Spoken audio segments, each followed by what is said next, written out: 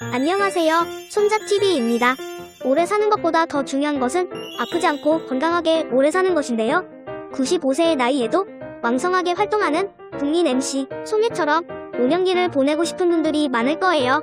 나이가 들면서 다른 사람에게 의존하지 않고 신체 활동이 불가능한 사람들도 있고 여전히 혼자 걷고 농담도 하며 몸과 마음을 건강하게 유지하는 사람들도 많은데요. 장수하기는 인생의 양과 관련된 부분이라면 건강하게 장수하기는 인생의 양과 질 모두 관련이 있습니다. 그렇다면 건강하게 장수할 수 있는 비결은 무엇일까요? 건강하게 장수하는 비결 6가지를 함께 알아보도록 하겠습니다. 영상 보시기 전에 구독과 좋아요, 알림 설정 부탁드립니다. 구독과 좋아요, 알림 설정은 영상 제작에 큰 힘이 됩니다.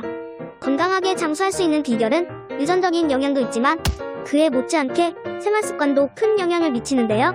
100세 넘게 특별한 질환이나 장애 없이 생활하는 장수지역에서 사는 사람들은 더 움직이고 덜 먹는 등의 건강습관을 유지한다는 점에서 생활습관의 중요성이 어느 정도 증명되었다고 볼 수 있을 것 같습니다.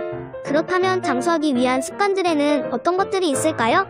장수하는 습관을 함께 알아보도록 해요. 첫째, 20분마다 한 번씩 움직이기입니다. 건강하게 오래 사는 사람들을 보면 헬스장에 다닌다거나 특별한 운동 수업을 듣지는 않는다고 합니다.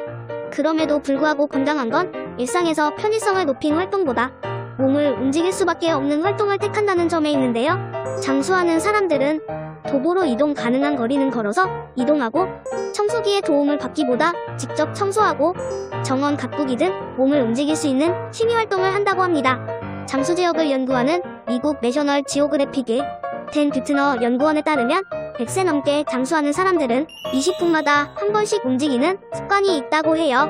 한 번에 몇 시간씩 의자에 앉아있는 직장인들과 상반된 라이프 스타일을 유지하고 있다는 것이었는데요. 따로 시간을 내어 헬스장에 다니는 것도 필요하지만 일상생활에서 수시로 움직이는 것 역시 중요하다는 겁니다. 일을 하는 중간 일어나 스트레칭을 하거나 계단을 걷고 이를 닦을 때 스쿼트를 하거나 스트레칭 동작을 하는 등의 방식으로 일상에서 수시로 움직일 수 있는 방법을 찾아야 한다고 합니다.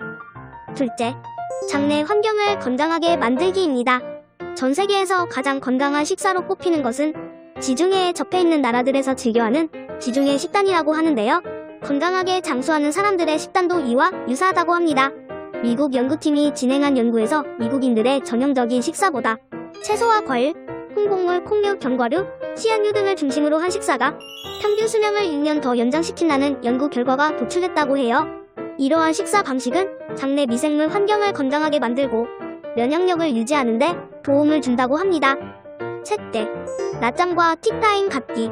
일상에서 받는 스트레스 수치가 높으면 체내 염증 수치도 증가하고 다양한 질환의 위험률 역시 높아집니다. 스트레스를 잘 관리하는 것도 건강하게 오래 살 수 있는 비결인데요. 이로 인해 어떤 나라에서는 일과 중 티타임이나 낮잠의 시간을 보내기도 한다고 합니다.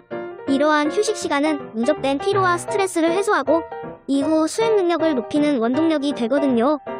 영국 의학저널에 실린 논문에 따르면 낮잠은 심혈관계 질환의 위험을 낮추는 건강 효과도 있다고 하는데요. 하지만 안타깝게도 우리나라는 업무 중간 갖는 이 같은 휴식 시간을 시간 낭비로 여기는 문화가 아직 남아있기도 합니다.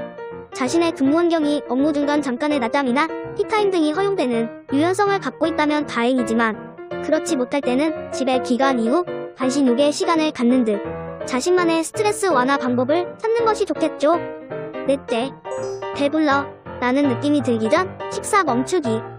식사는 항상 좀 더 먹을 수 있는데 나는 생각이 들 때 멈추는 것이 좋다고 합니다. 대략 80% 정도 배가 찼다는 느낌이 들 때 식사를 멈추면 특별한 다이어트 식단을 짜지 않더라도 체중 관리와 건강 관리를 하는데 도움이 된다고 해요.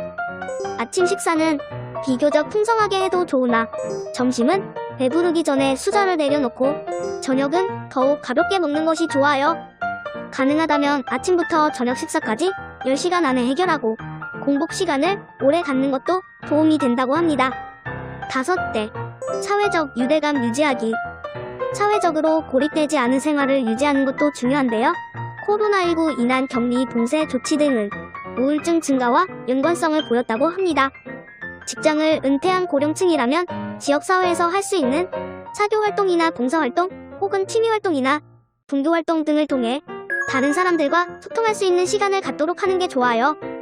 단, 이 같은 모임이 오히려 자신에게 스트레스가 된다거나 함께 모인 사람들이 자신의 몸과 마음에 부정적인 영향을 미친다면 해당 모임에 참석하지 않는 편이 좋다고 해요.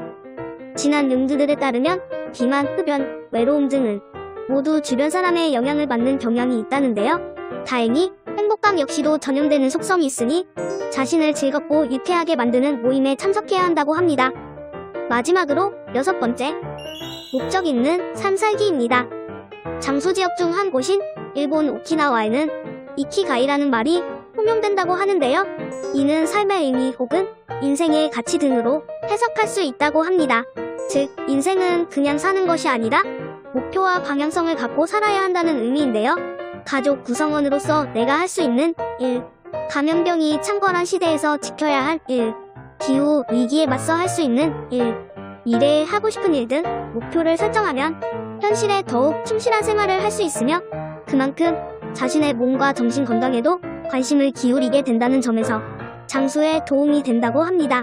이런 작은 습관 하나하나가 건강하게 오래 살게 하는 것 같습니다. 이 영상을 보셨다면 한번 실천해보셔서 여러분들도 장수하셨으면 좋겠습니다. 오늘 영상은 여기까지입니다. 감사합니다.